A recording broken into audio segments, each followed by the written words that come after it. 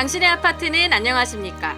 불만, 편법, 한눈에 알아보는 불편한 아파트. 불편한 아파트의 마스코트 차원영 부장 대신에 오늘 하루 진행을 맡게 된 조은하 기자입니다. 오늘 주제는 초고층 아파트 재건축과 관련되어 있습니다.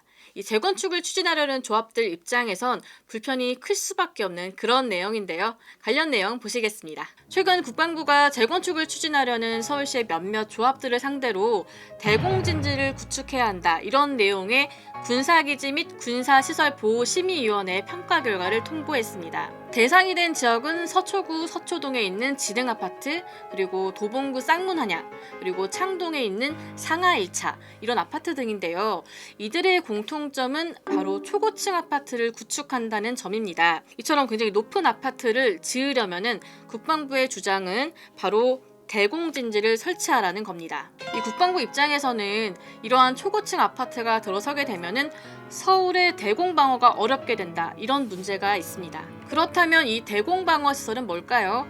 전쟁에서 가장 중요한 요소는 제공권이라고 합니다. 지상군이 아무리 강해도 이 하늘을 장악당한다면 서서히 붕괴할 수밖에 없는데요. 이 적의 공군이나 미사일, 요즘은 오물풍선 같은 것도 있죠. 이런 것들로부터 지켜내는 곳이 바로 대공방어시설입니다. 사실 그동안 대부분의 대공방어시설들은 파크원이라든가 고도가 높은 상업용 시설에 주로 들어서 있었습니다. 하지만 최근 상황이 바뀌었죠. 서울시는 박원순 시장 시절에 이 주거용 건축물은 35층 이상 못 짓는 이른바 35층 룰을 만들었었는데요.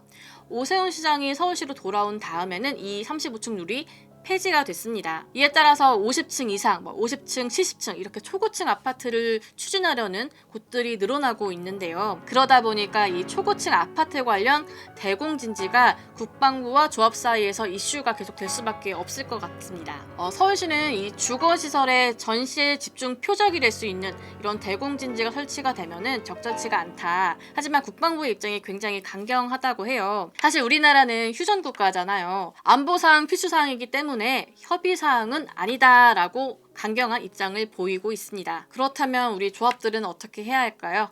재건축 관련 전문 김혜린 변호사님께 물어봤습니다. 정비사업 조합들은 불안할 수밖에 없잖아요. 당장 사업성이라든가 이런 거를 하기 위해서도 높이 지으려고 했는데 가장 불안한 요소가 뭐가 있을까요? 사실 이제 정비사업 하시려는 분들 입장에서는 비용이 가장 걱정이 되실 것 같거든요. 지금 이제 초고층으로 지으려고 하는 이유들도 이제 땅이 정해져 있기 때문에 용적률을 높여서 높게 짓는 방법밖에 없잖아요.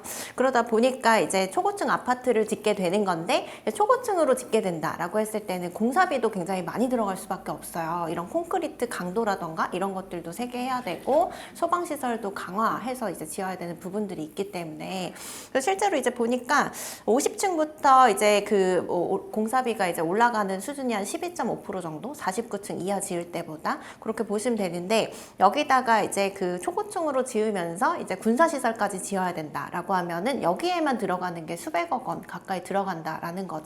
그래서 보면은 이게 단순히 그냥 포대랑 탄약고 같은 것들 보관하는 그런 장소를 마련하는 것을 넘어서 이 생활을 할 수 있는 군 장교들이 생활할 수 있는 뭐 이런 공간이라던가 이런 것들도 다 마련하게 돼 있기 때문에 대략적으로 추산해도 한 수백억 원 정도를 또 부담해야 되는 문제가 있다라고 볼 수가 있고, 그리고 조합원들 입장에서는 사실 부담스러울 수밖에 없어요. 왜냐하면 이게 그 전쟁이 나면 어쨌든 이게 기지로 활용이 된다라는 거잖아요. 그럼 우선 타격 대상이 될 수도 있는 거고, 여러 가지 이제 안전에도 좀 불안할 수밖에 없는 그런 부분들이 있죠. 그걸 무조건 여기에 지어야만 하는 법과 관련된 조항이나 요 내용도 좀 설명을 부탁드릴게요.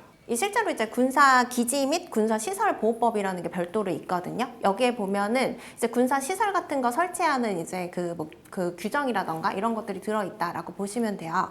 근데 이제 보시면은 대공방어협조구역이라는 게 있거든요. 이게 누가 지정하냐면 국방부 장관이 지정한다라고 보시면 되고, 이게 대략적으로 어디에 지정할 수 있다, 범위만 나와 있는 거지 사실 어디 지정했는지 정확하게 알 수는 없어요. 왜냐면 이게 비밀에 해당하기 때문에.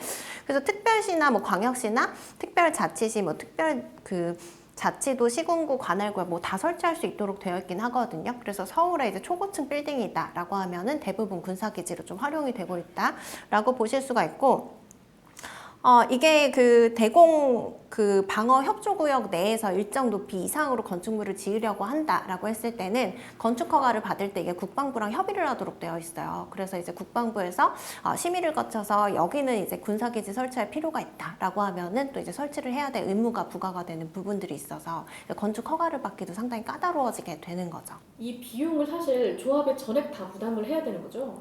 지금 조합이 사업비로 부담을 해야 되는 거죠. 설치에 대해서는. 근데 운영에 대한 부분은 이제 국방부나 뭐 이렇게 예산으로 하겠지만 사실은 설치에 대해서는 또 주민분들이 이게 시설이기 때문에 또 부담을 하셔야 되는 부분이 있어요. 조합 입장에서는 사실 반대할 수밖에 없지만 우리나라의 현실을 감안했을 때는 이거 불가피한 부분도 있잖아요. 그러면은 이 주민들이 할 수 있는 지금 현재 상황에서 가장 최선의 선택이라고 해야 될까요? 어떤 게 있을까요? 근데 사실 이제 그 뭐 분양 세대를 늘린다라고 해서 무조건 이제 그 수익이 높아진다라고 보기는 어려우니까 사실 재건축 계획을 하실 때부터 이런 공사비라던가 이제 추가 비용 들어가는 것들 이런 것도 좀 잘 따져서 수지 분석을 철저하게 해보시고 좀 현실적으로 분석하셔야 될 것 같아요. 그래서 보통은 이제 정비 계획 그 알려줄 때 공람 공고할 때 이 정비 계획 안에 추가 분담금도 들어가 있도록 돼 있거든요.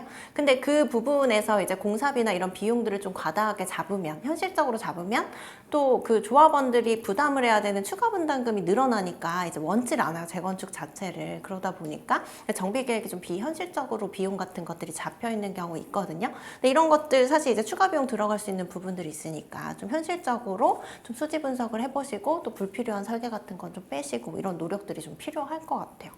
수백억을 들여서 지었는데 만약에 그 주변에 또다시 높은 곳이 생겨서 이전을 하게 되면 이 공간은 그냥 날아가게 되는 건가요? 그래서 실제로도 이제 군사시설이 설치됐었던 흔적이 있는 아파트들 뭐 이런 것들도 남아있는 이유가 사실 이제 주변에 또 이제 더 높은 아파트가 뭐 생긴다, 더 높은 상업시설이 생긴다라고 했을 때는 그쪽으로 또 이제 대공진지를 옮겨야 되는 문제들이 있거든요. 그래서 사실 수백억 원이 또 이제 그 뭐 필요가 없는 비용으로 되어버리는 경우들도 있죠. 요거는 이제 예전 사례로 봤을 때 네. 상계주공사단지라던가 이런 데는 이제 설치가 됐었잖아요. 네. 그러면 그때는 국방부가 설치하는 데 비용을 내주지 않았다면 네.